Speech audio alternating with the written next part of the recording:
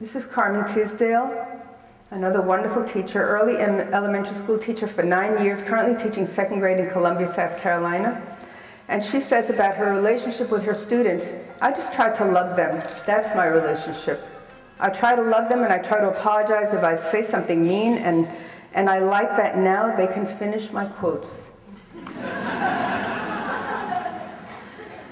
Angeles Perez, an incredible teacher. I couldn't believe when I interviewed her. And she is 22 years old in her second year of teaching. And I said, oh, last year was hard, right? I mean, all of us had very hard first year, right? She said, no, it was wonderful. So I knew this was a really special person. She's currently a 4th grade bilingual teacher in Dallas, Texas, where 96% of her students are on free and reduced lunch. And she chose to teach in that school because she had gotten a job at a more affluent school.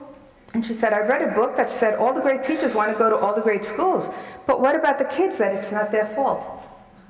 So she is in a school that needs her. This is John Wynn. He's a high school civics and social studies teacher in New Haven, Connecticut. He teaches all black students, 100%. And he said it was not easy at first, and he's a very beloved teacher who's gotten awards for his teaching. He decided to become a teacher in 8th grade, inspired by his grandfather, who was a teacher in Vietnam. He taught in Virginia first, and then he moved to Connecticut, looking for the opportunity to teach students of diverse backgrounds. This is Alicia Lopez. She's been a teacher for 16 years. And she teaches Spanish and French in Amherst, Massachusetts. It's a largely middle-class and diverse community. And she's my daughter. I decided to interview Alicia for the book because she's a wonderful teacher. And I'll tell you very briefly how she became a teacher. She swore that she'd never be a teacher because both my husband and I were teachers, and she said she saw us working all the time and said, mm-mm. So she went to wonderful schools where she didn't take any courses in education, and there really were not very many. And after she graduated, a couple of months later, I took her to hear Jonathan Kozol speaking on, what's his first book? Savage Inequalities. Not the first one, the one that made a huge splash in 1991. So we went, and as we were walking out, she was getting ready to go to France to live for a while.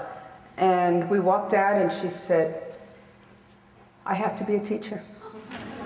I have to be a teacher. There's nothing more important. Maybe I won't go to France. I said, go to France. You know?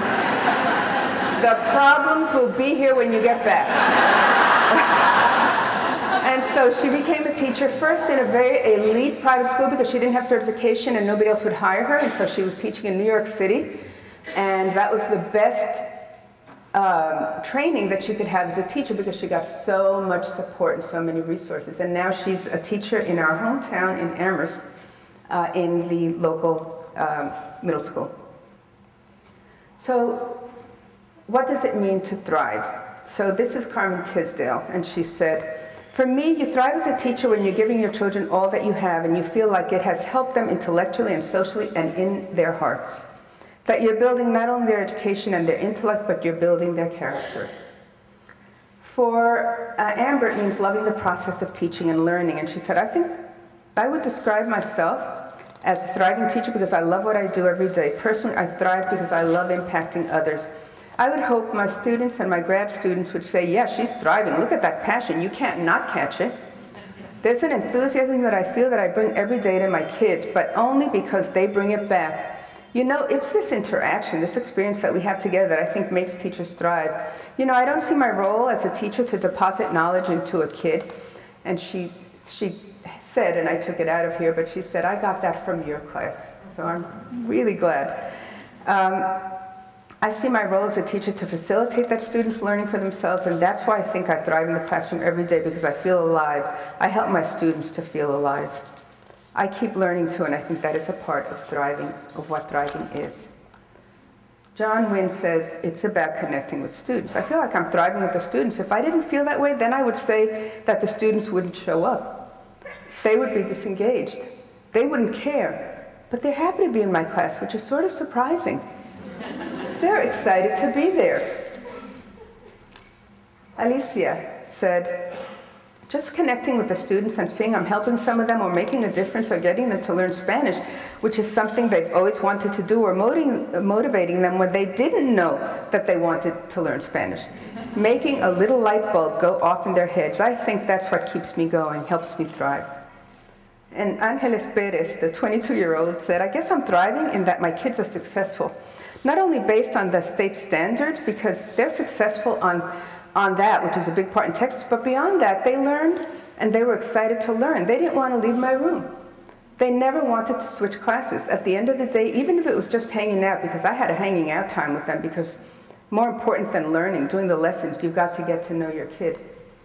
I feel like I'm thriving in the fact that the tax in Texas is on the side burner. I know they're going to succeed in that. I want them to know what else we can get out. I want to know what else we can get out. Let's see what we can do this year. What's our goal? I pride myself on getting them to set their goals, and they're not low goals, they're high goals. They love to map out their goals, see them, achieve them, and set a new one. And John Gunderson said, focusing on the kids. He said, I love what I do, and I love getting kids to think. I look forward to work and getting up every morning to do what I do. The horrible things that we have going on right now with No Child Left Behind and the shrinking of what we can teach and everything is all about standards, standards, standards. It's like this behavioristic mill that's churning out what you have to do. I've been trying to find a little island and create a class that focuses on kids' lives. So how do they find joy in teaching students of diverse backgrounds? This is what Carmen Tisdale said.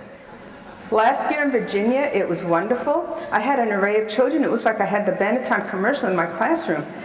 It was beautiful, beautiful. I knew I wanted to be in a black school when I came back to Columbia, South Carolina, where she is right now, because I felt I had to give back to my community. But I really am truly interested in teaching in a multicultural classroom. We're not here alone, you know. I want to focus on teaching African American children, but I don't want them to miss out on the joy of other cultures. This is John Wynn, who says, I wanted the diversity. I didn't want to teach in a homogeneous school like most of Connecticut. I wanted to teach at a school, and then he stopped and he said, which is ironic in many ways because my school is almost homogeneous African American. But I wanted to be an area where I could make a lot of impact and change. Most definitely, I'm glad I chose this school. So what would help you thrive is one of the questions I asked them, and Alicia said, support from colleagues definitely, and positive support. I found that they always tell you not to hang out in the teacher's lounge or whatever, and I would always go in there to have lunch because you're so isolated, you need to see adults and talk to adults. But I found that towards the end of the year, that was last year, one of my colleagues, the French teacher, had cancer, so she was not there for half of the year, and I found that the other people who I would have lunch with were becoming increasingly negative. Or maybe they were before and I just hadn't really noticed it, but there was a lot of complaining and gossiping, so I started eating in my own room a lot. I guess more positive support and collegiality would be good. More opportunities to connect with other teachers. I'm not going to say more professional development, because that's very iffy. It depends on the professional development. She's the one who's gotten very involved in the National Writing Project, and that has changed everything for her. That's a different kind of professional development. Carmen said, what would help her thrive? To thrive, I need to start my year off really making a connection with my parents. I've done home visits, but I don't do the home visits for the whole class at the beginning of the year. So there's a parent that I didn't actually meet face-to-face until a couple of months ago. And I interviewed her, I think, in April. You need to meet all of your parents, and you need to know what they look like. But when I saw this parent, it was so good. I was like, hey, girl, where have you been, and why have I not met you? So that I can tell you how much I love your child, because that's going to make you do things, what you need to do for your child. Angeles Perez said, experience. She said, I don't have that much experience, but I'm always welcoming to new experience. I'm always going to learn. Hey, this lesson maybe wasn't great, but I know how to make it better. This is what Linda was talking about. We're going to make mistakes and just learn from them. And don't beat yourself up, because a lot of times you feel like, I just messed up. Sometimes you get worried, you care so much that you feel maybe you're doing a disservice, and that's where you've got to go, okay, I'm going to stop and I'm going to think about it. As long as I'm trying my hardest and as long as I'm learning and I'm willing to learn, you'll be fine. You'll be fine. So, and John says, my students help me thrive a lot. They give me encouragement. So I want to just briefly tell you some of the preliminary things that I'm finding on thriving, that teachers who confronted their own assumptions and biases are most effective with students of diverse backgrounds. That teachers who know their students have a better chance of thriving, and that thriving teachers are lifelong learners. So this is John Gunderson again. And as I said, he teaches, so he's talking both about the classes that he teaches at the university and the students he teaches at the high school. And he said, after reading Other People's Children by Lisa Delpit, the interesting thing, when I read her book for the first time, my reaction was, how many kids have I hurt? I didn't take it as a personal attack. I took it as, oh my God, so many of the other people that are in my classes take it as a personal attack that I'm not racist. I really had to see that happen. It's such a great teaching tool. I love that every class I teach, I do a unit on prejudice, and this is with his high school students, and racism, to try to get them to be aware of the power of our own biases and how we use them to judge people and how horrible it is. So every class I teach, I spend about 2 weeks doing that because I can justify it in history. How can you not talk about racism and prejudice in psychology? I show even like the Jane Elliott videos and get them to think about how easy it is to create this and the power that it creates over time when you see the long-term stuff. I just love the way they react to that because they're so surprised. They're like, wow. My goal is always to get them to think, to, you know, try and be provocative enough to make them challenge their little comfort zones a little, to make them feel and to react. This is Amber Bouchard. She says, as I said, there's a great deal of diversity in her current school, and so she says being willing to talk about our differences and talk about our differences is very, very important. Demographics highly affect education. And this is Alicia, who talks about knowing her students well. And she teaches in quite a diverse community where probably about 65% of the kids are white, maybe a little less, but it really is a multicultural school system. There are a lot of kids of different backgrounds there. So she says, I think it takes a willingness to get to know your students. Really, I think that's really what's at the core of it. When you're interested in your students and they feel that interest and they want to make that connection with you, then I think you're much more able to reach all of your students. So I'll give you an example. I have a student who would always gravitate to my desk at the beginning of class. We know about those students, right? Every day I would have to tell him, Curtis, go sit down. We're going to start class now. Go sit down. Then during any individual activity, he would come back. One day we started talking about shopping.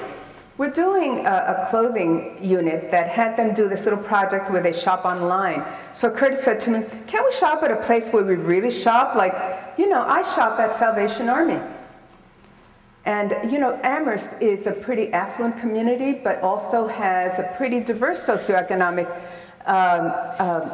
you know, part of that community. And so for him to even say that, I think, was taking a risk. And she said, Wednesday's family day, you know, half price at Salvation Army. Because she frequents Salvation Army a lot. She has 3 kids. And he said, you go there, Ms. Lopez? Cool. And he put up his hand to give me 5, or actually he put up his fist, and I had taught them how to say chocalo instead of pound it. He was so excited that I shopped at Salvation Army. He's a white student from one of the small towns, kind of what people would call a hick, you know? But he made that connection with me. Like, wow, you shop at the same place as me. And then a couple of weeks ago, I saw him at the new Goodwill store. He was so excited. He came over to me and gave me a big hug and introduced me to his mom and grandmother. It was very, very cute. So I think just that willingness to find out more about your students and make that connection with them is really what it takes. And Angeles.